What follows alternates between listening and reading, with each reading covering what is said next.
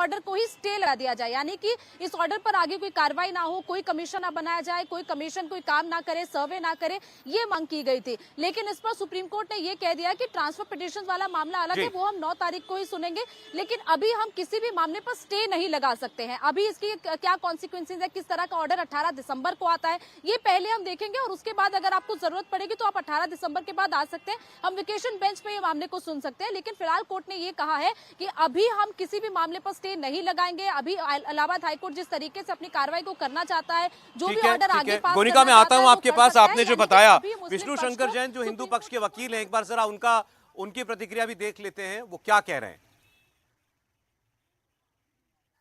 आज शाही ईदगाह मामले में जो कल ऑनरेबल इलाहाबाद हाईकोर्ट ने आदेश पारित किया था एडवोकेट कमिश्नर का अपॉइंटमेंट का, उस आदेश को आज वर्चुअली शाही ईदगाह मस्जिद ने और सुन्नी सेंट्रल वक्फ बोर्ड ने सुप्रीम कोर्ट में चुनौती दी थी बिना कोई प्रॉपर एसएलपी के, और उन्होंने सुप्रीम कोर्ट के सामने डिमांड की थी कि इस मैटर पे स्टे लगा दिया जाए, इलाहाबाद हाईकोर्ट की प्रोसीडिंग्स पे स्टे लगा दिया जाए, जिसको आज सुप्रीम कोर्ट ने सिरे से इनकार कर दिया। सुप्रीम कोर्ट ने कहा कि ये मैटर 9 जनवरी के लिए निर्धारित है, हम उसी दिन इसको सुनेंगे, और इलाहाबाद हाईकोर्ट अगर कोई आदेश पारित करता है और आप उससे एग्रीव्ड हैं तो आप उसके खिलाफ जो आपकी अप्रोप्रिएट रेमेडीज है उस पर आ सकते हैं। पर स्पष्ट रूप से सुप्रीम कोर्ट ने कहा कि जो कल इलाहाबाद हाईकोर्ट ने आदेश पारित किया है वो हमारे सामने है भी नहीं, आपने उसको चैलेंज भी नहीं किया है, बिना ऑर्डर देखे हुए हम उसको कैसे स्टे कर सकते हैं, और इलाहाबाद हाईकोर्ट ने स्टे लगाने से मना कर दिया। तो विष्णु शंकर जैन की बात आपने सुनी, उन्होंने तफसील से बताया कि मुस्लिम पक्ष की अपील जो है वो क्यों खारिज की गई है। गोनिका, फिलहाल स्टे लगाने से सुप्रीम कोर्ट ने इनकार किया है, लेकिन मुस्लिम पक्ष जो है वो इस मामले को ऑलरेडी सुप्रीम कोर्ट में ले जा चुका है। 9 जनवरी को सुनवाई होनी है इस पर।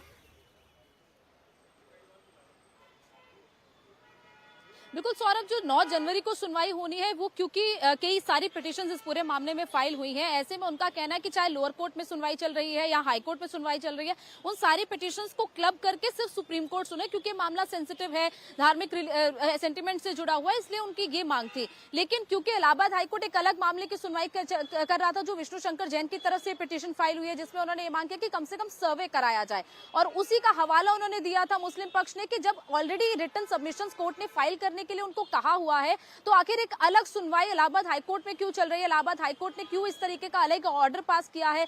ये चाह रहे थे कि वो सारी पिटीशंस क्लब करके यही सुनी जाए, और इस पिटीशन पर जो ऑर्डर आया उसको स्टे लगाया जाए। लेकिन फिलहाल अभी मना कर दिया गया है सुप्रीम कोर्ट की तरफ से, क्योंकि सुप्रीम कोर्ट का कहना है कि 18 दिसंबर को, क्योंकि इलाहाबाद हाईकोर्ट में मामले में दोबारा सुनवाई होनी है, इलाहाबाद हाईकोर्ट ये तय करेगा कि किस तरीके से ये सर्वे होना है, कौन कौन कोर्ट कमिश्नर इसमें जाएगा, कितने लोगों की टीम जाएगी, कितने दिन तक काम करेगी, क्या फोटोग्राफी होगी, वीडियोग्राफी होगी, कैसे कैसे कितने दिन तक वो सर्वे चलेगा, कितने टाइमिंग क्या रहेगी, सुबह से लेकर शाम तक का क्या टाइमिंग रहेगा। इसके अलावा जो एडवोकेट कमिश्नर्स के नाम दिए जाएंगे उस पर दोनों पक्ष की तरफ से ऑब्जेक्शंस भी मांगे जाएंगे कि क्या आपको किसी नाम पर ऑब्जेक्शन तो नहीं। तो ये सारी मोडालिटीज है जो अभी तय की जानी है 18 दिसंबर को कोर्ट की तरफ से, और जब ये सारी तय हो जाएंगी उसके बाद भी अभी सुनवाई कुछ दिन तक चलेगी, फिर जो ऑर्डर आएगा फिर देखना होगा कि क्या मुस्लिम पक्ष उस पर क्या रिएक्ट करता है, क्या उसको लेकर। लेकिन फिलहाल ये मुस्लिम पक्ष के लिए एक झटका आप इसको मानिए, क्योंकि उनको फौरी राहत नहीं मिली इलाहाबाद हाईकोर्ट के आदेश के अगेंस्ट, और हिंदू पक्ष के लिए एक राहत की बात है कि जो वजह उनको मिली इलाहाबाद हाईकोर्ट में उस पर रोक नहीं लगाई गई। समीर जी। निश्चित रूप से मुझे लग रहा है कि इलाहाबाद हाईकोर्ट 18 दिसंबर को भी तय करेगा कि सर्वे कैसे होगा, कितने समय तक सर्वे होगा, क्या साइंटिफिक इसमें इस्तेमाल किया जाएगा, अभी यह तय होना है। तो सुप्रीम कोर्ट ने आज बहुत स्पष्ट कहा है कि भाई अभी कल ऑर्डर आया हुआ है, अभी हमने ऑर्डर देखा भी नहीं है, आप कैसे हम इस पर स्टे दे सकते हैं, और वैसे भी जनवरी में इसकी 9 जनवरी को सुनवाई होने वाली है। तो मुझे लग रहा है सुप्रीम कोर्ट ने बहुत स्पष्ट कहा है कि हम उस पर स्टे नहीं दे सकते, इन्हें इंतजार करना पड़ेगा 18 दिसंबर तक। 18 दिसंबर को इलाहाबाद हाईकोर्ट किस तरीके से जजमेंट देता है कि सर्वे कैसे होगा, उसके बाद मुस्लिम पक्ष सुप्रीम कोर्ट का रुख अख्तियार कर सकता है या इलाहाबाद कोर्ट में इवेंचुअली ये मामला सुप्रीम कोर्ट में जाएगा, इसमें बिल्कुल जाएगा, चल ही रहा है सुप्रीम कोर्ट के अंदर, वो क्लब करके चाहते थे सुप्रीम कोर्ट में सुनवाई हो पूरे मामले। लेकिन बनारस का जो ज्ञानवापी का मामला है वो हमारे सामने है, उसका उदाहरण वो भी ऐसे ही चैलेंज हुआ था, लेकिन वहां पर भी रोक लगाने से सर्वे से इनकार कर दिया गया था। वहां पर सर्वे चल रहा है, बल्कि कुछ दिनों में वो सर्वे रिपोर्ट जो है वो कोर्ट के सामने पेश भी की जानी है, तो उसको देखते हुए लगता है कि शायद यहाँ भी मुस्लिम पक्ष को राहत ना ही मिले। बिल्कुल राहत मिलने की कोई संभावना नजर नहीं आ रही, और मिलना भी नहीं चाहिए। मुझे लग रहा है सर्वे कराने में क्या आपत्ति है, मुस्लिम पक्ष को कहना चाहिए कि भाई सर्वे हो, सत्यता सामने आए, वहाँ पर सर्वे के का अगर आप विरोध कर रहे हो इसका मतलब ये है कि आप इस बात को जानते हो कि सर्वे होगा तो वहाँ पर जो सच्चाई वो सामने आएगी। जो ज्ञानवापी में सच्चाई सामने आई थी वही सच्चाई मथुरा के मामले में सामने आने वाली है। और ये तय है कि जब सर्वे होगा तो उसके बाद ये सब निकलेगा कि वहाँ पर कृष्ण जन्मभूमि थी, वहाँ सारे ऐतिहासिक तथ्य मिलेंगे। और मुस्लिम पक्ष इसी से बचना चाहता है, इससे वो लगातार विरोध कर रहा है इस बात का। एक बार फिर गोनिका के पास चलते हैं। गोनिका, आपने इस पूरे केस को देखा है लंबे वक्त तक, जैसे हमने ज्ञानवापी में देखा, और वहाँ तो बहुत सारे साक्ष्य मंदिर के जो हैं वो मस्जिद की दीवार पर दिखाई देते हैं, जिस तरीके की आकृतियाँ वहाँ पर हैं। फिर और प्रमाण नंदी जो हैं जिस तरफ मुंह करके बैठे हुए हैं, या फिर जो हौज था मंदिर में, मस्जिद में वुजू करने वाला, उसके अंदर से जो शिवलिंग की आकृति नुमा जो आकृति निकली है, इस सब के अलावा बहुत सारी चीज़ें। क्या मथुरा के मामले में भी ऐसी ही बातें कही जा रही हैं कि ऐसे विजिबल साक्ष्य हैं मस्जिद परिसर में? देखिए, जो हिंदू पक्ष का कहना है, उनका कहना है कि जमीन के नीचे, यानी कि उसके ऊपर एक फ्लोर बना दिया गया है, वहां नीचे साक्ष्य हैं। ऐसे बिल्कुल सामने देखने वाले साक्ष्य, क्योंकि कई लोग ऐसे हैं हिंदू पक्ष की तरफ से जो मस्जिद के अंदर गए नहीं है, लेकिन उनके दावे ये जरूर है कि अंदर ऐसे कई साक्ष्य मिल सकते हैं। जैसे हमने ज्ञानवापी में देखा था कि गुंबद के अंदर एक गुंबद था, उसके अंदर देखा गया था कि उसमें कई ऐसे साक्ष्य हैं जो कि एक तरीके से कहे मंदिर जैसे लगते हैं, जिसमें मंदिर में जिस तरीके का एक गुंबद होता है वैसी चीजें दिखती हैं। हालांकि क्योंकि इसकी अंदर की तस्वीरें अब तक ऐसी कोई सामने नहीं आई हैं, जो तस्वीरें हैं वो बाहर की तस्वीरें हैं, जो कई हिंदू पक्ष के जो एडवोकेट्स हैं जो कोर्ट में पेश करते हैं सबूत के तौर पर कि ये सारी चीजें हैं जो बाहर से विजिबल दिखाई देती हैं। कि अंदर से अभी तक कोई ऐसा वीडियो सामने नहीं आया, क्योंकि अंदर वीडियोग्राफी, फोटोग्राफी बिल्कुल मना है। फिर चाहे वो कोई भी हो, मुस्लिम पक्ष का भी अगर कोई जा रहा है तो वो अंदर फोटोग्राफी या वीडियोग्राफी नहीं कर सकता है, ये पूरी तरीके से अंदर मना है। और जहां तक ज्ञानवापी का मामला है, क्योंकि ज्ञानवापी के मामले में सुप्रीम कोर्ट डायरेक्ट हियरिंग नहीं कर रहा था, सुप्रीम कोर्ट सिर्फ मॉनिटरिंग कर रहा था इस चीज की। और सुप्रीम कोर्ट ने ये साफ कहा था कि डिस्ट्रिक्ट कोर्ट इस मामले की सुनवाई करे, डिस्ट्रिक्ट जज को ये अधिकार दिया गया था और वही ये तय करेंगे। और उसके बाद अगर कुछ ऐसा होता है तो मुस्लिम पक्ष सुप्रीम कोर्ट आ सकता है। लेकिन इस पूरे मामले में जो मामला है वो यही कहा जा रहा है कि सारे मामले ही यहाँ पर सुने जाएं, कि डिस्ट्रिक्ट कोर्ट या हाई कोर्ट सुनवाई ही ना करे इस मामले की। और क्योंकि रिटर्न सबमिशंस अभी मांगी गई, अभी स्टेज पर है कि रिटर्न सबमिशन। गोनिका, चलें, बहुत शुक्रिया मैं करूंगा आपका, आपने तफसील से सारी इंफॉर्मेशन बताई। तो सुप्रीम कोर्ट से फिलहाल राहत नहीं मिली मुस्लिम पक्ष को, और जो कल का आदेश था हाई कोर्ट का कि जो शाही ईदगाह मस्जिद है मथुरा की, उसमें सर्वे कराया जाएगा, वो फिलहाल कायम है। बहुत शुक्रिया आपका। अब एक दूसरी खबर की हम लोग और बढ़ते हैं, ये पॉलिटिकल खबर है। शिवराज सिंह चौहान जब से आपने देखा चुनाव के नतीजे आए, लगातार लोगों के बीच जा रहे हैं, जनता के बीच जा रहे हैं, और अब जब वहां पर नए मुख्यमंत्री ने कामकाज संभाल भी लिया, उसके बाद भी शिवराज सिंह चौहान के बीच का यूं अपनी बहनों के बीच में जाना, जनता के बीच में जाना जारी है। विदिशा, जहां से वो चुनाव जीतकर आते हैं, जीतते हैं, इस बार भी वहीं से जीते हैं। विदिशा गए हुए थे शिवराज सिंह चौहान, और एक बार फिर जनता के बीच में, महिलाओं के बीच में वो घिर गए।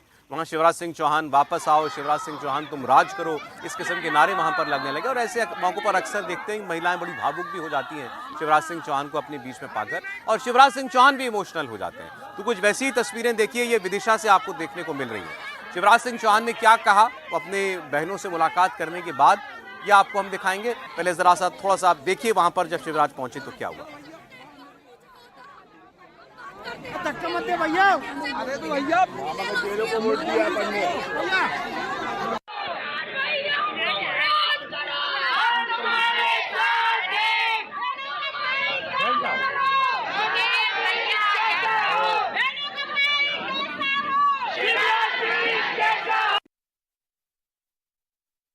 कई बार कहा कि मेरा दायित्व क्या होगा ये मैं तय नहीं करूंगा।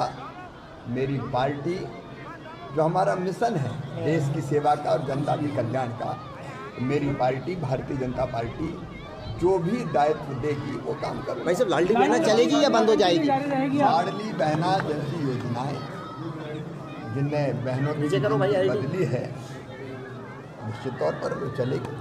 प्रधानमंत्री नरेंद्र मोदी जी के नेतृत्व में देश निरंतर आगे बढ़ रहा है, और मध्य प्रदेश को भी उनका मार्गदर्शन और आशीर्वाद सदैव मिलता रहा है। आगे भी केंद्र सरकार और राज्य सरकार, आप क्या दायित्व निभाएंगे आगे? ये डबल इंजन की सरकार बेहतर ढंग से मध्य प्रदेश की भी और विदिशा की भी जनता की सेवा करेगी। मैं जनता का बहुत बहुत आभारी हूँ, हृदय से प्रणाम करता हूँ, और निरंतर हम जनता की सेवा में लगे। शिवराज सिंह चौहान की स्ट्रैटेजी आपको क्या लगती है? देखिए, वो अपने लिए कोई बड़ी जिम्मेदारी चाहते हैं, इसमें तो कोई शक नहीं। भले वो ये कहते हों कि मैं दिल्ली नहीं जाऊंगा, अपने लिए कुछ मांगूंगा नहीं, मांगने से अच्छा है मरना बेहतर है, लेकिन अब वो उनकी अब राजनीति तो बहुत बाकी है। क्या लगती है आपको उनकी आगे की रणनीति? देखिए, मुझे लग रहा है कि शिवराज सिंह चौहान चुनाव परिणाम आने के बाद से लगातार क्षेत्र के अंदर सक्रिय है और लगातार लाडली बहन अपनी बहनों से मिल रहे हैं, लोगों से मिल रहे हैं, जनता के बीच जा रहे हैं। वो छिंदवाड़ा गए थे, फिर वो ग्वालियर चंबल संभाग में गए थे, अब अभी विदिशा में घूम रहे हैं।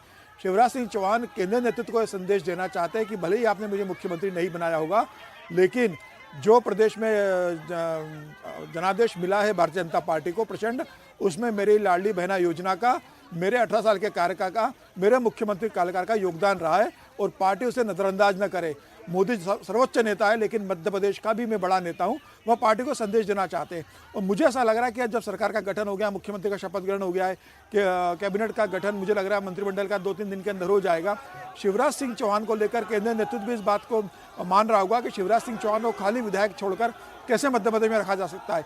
या तो उन्हें कहा जाएगा कि मध्य प्रदेश के अंदर आप लगातार प्रचार अभियान कंटिन्यू रखो, संगठन की आप देखिए और 2024 के लिए 29 की 29 सीटें जीतने का सुनिश्चित कीजिए। लेकिन जब विधानसभा चुनाव में प्रधानमंत्री नरेंद्र मोदी ने विधानसभा की कमान शिवराज सिंह चौहान को नहीं दी, तो यह कैसे संभव है कि 2024 की मध्य प्रदेश की कमान शिवराज सिंह चौहान को दी जाएगी? मुझे लग रहा है 2024 का मध्य प्रदेश का चुनाव प्रचार अभियान भी प्रधानमंत्री नरेंद्र मोदी के नाम पर होगा, लेकिन शिवराज ये संदेश देना चाहते हैं कि उनको लेकर पार्टी कोई निर्णय ले और मुझे ऐसा लग रहा है कि वो लगातार संदेश देने की कोशिश कर रहे हैं और पार्टी के लिए भी एक बड़ा मुश्किल होगा कि उनको कैसे प्रदेश में खाली रखा जाए। मुझे लगता है जिस हिसाब से आपको लगता है उनको अगर दिल्ली बुलाया जाता है तो शिवराज इनकार करेंगे, सहर्ष जाएंगे? नहीं, बिल्कुल जाएंगे। अब शिवराज जी के पास कोई ऑप्शन नहीं बचा है, प्रदेश में वो अध्यक्ष बन नहीं सकते, ओबीसी ऑलरेडी मुख्यमंत्री बन गया है, तो ओबीसी या प्रदेश अध्यक्ष बन नहीं सकता और इतना बड़ा कद का नेता मैं दिल्ली नहीं जाऊंगा, ये सब कहने की बातें हैं। बिल्कुल, ये कहने की बातें हैं, दिल्ली वो जरूर जाएंगे और मुझे लग रहा है पार्टी उन्हें विदिशा से या भोपाल से लोकसभा चुनाव लड़वाएगी। तय है कि शिवराज सिंह चौहान मध्य प्रदेश लोकसभा चुनाव लड़ेंगे और दिल्ली जाएंगे। दिल्ली जाने के बाद क्या वो संगठन के अंदर राष्ट्रीय अध्यक्ष की भूमिका मिलती है या मोदी के कैबिनेट में वो 2024 के बाद शामिल होते हैं, या पार्टी उन्हें संगठन या सरकार में क्या हिस्सा देगी, ये पार्टी तय करेगी। लेकिन ये तय है कि मध्य प्रदेश में शिवराज सिंह चौहान की भूमिका लगभग अब खत्म हो गई है। देखिए, जहां तक सवाल है कि सरकार इस जीत में शिवराज सिंह चौहान अपना हिस्सा भी चाहते हैं, वो भी श्रेय चाहते हैं, तो वो तो पार्टी उनको देने के लिए तैयार नहीं है, बिल्कुल स्पष्ट है। ये जीत नरेंद्र मोदी की जीत है, यही बात हर कोई कह रहा है। जहां तक लाडली बहना का सवाल है, क्योंकि वो बार बार बहनों के बीच में ही जाते हैं और बहनें ही भावुक हो रही हैं, कहती हैं तुम लौटो भैया, तो अब तो ये लाडली बहना का क्या होगा, इस पर भी एक सवाल खड़ा हो गया। क्योंकि शिवराज सिंह चौहान जब प्रचार करते थे, ये योजना शुरू हुई थी 1000 रुपए से, उन्होंने बढ़ाकर इसको 1250 कर दिया और फिर कहा मैं इसको 3000 रुपए तक लेकर के जाऊंगा। तो आज कांग्रेस वाले भी बीजेपी वालों से पूछ रहे हैं कि 3000 रुपया बहनों को दोगे कि नहीं दोगे? आपको लगता है कि ये भी गले की फांस बनने जा रही है भाजपा की? निश्चित रूप से देखिए, जिस हिसाब से मध्य प्रदेश के अंदर लगातार अपन जो रेवड़ी कल्चर रहा है या फ्रीबीज की स्कीम कह लिए, बहुत ज़्यादा स्कीमें चली है, राज्य सरकार की स्थिति बहुत खराब है। मुझे नहीं लगता कि प्रधानमंत्री जिस तरह की राजनीति करते हैं इसे 3000 तक लेके जाएगा। मुझे लग रहा है कि लोकसभा चुनाव तक इसे 1000 और 1250 रुपये तक रखेंगे। उसके बाद मुझे लगता है ये योजना के अंदर कमी कर दी जाएगी, क्योंकि राज्य सरकार का पैसा भी नहीं है, तो दूसरी योजना होगी और राज्य सरकार बढ़ेगी। लेकिन लोकसभा चुनाव तक लाडली बहना योजना को चालू रखा जाएगा, इसमें कोई दो राय नहीं है। अब आने वाला समय बताएगा कि मुख्यमंत्री जो नए मुख्यमंत्री बने मोहन यादव, वो किस दिशा में जाते हैं, प्रधानमंत्री मोदी से क्या नेतृत्व से निर्देश। फिलहाल तो वो बुलडोजर चलाने में, मांस मछली की बिक्री रोकने में जो है, ये उनके पहले कार्य जो है दिखाई दे रहे हैं। बहुत शुक्रिया समीर जी आपका। आज कहानी कुर्सी की में इतना ही बात, क्योंकि मध्य प्रदेश ही कर रहे हैं तो आगे भी करेंगे कि नई कुर्सी संभालते ही मोहन यादव मुख्यमंत्री मध्य प्रदेश क्यों चर्चाओं में हैं, इनके कौन कौन से आदेशों पर अब कंट्रोवर्सी भी हो रही है और इनके किस किस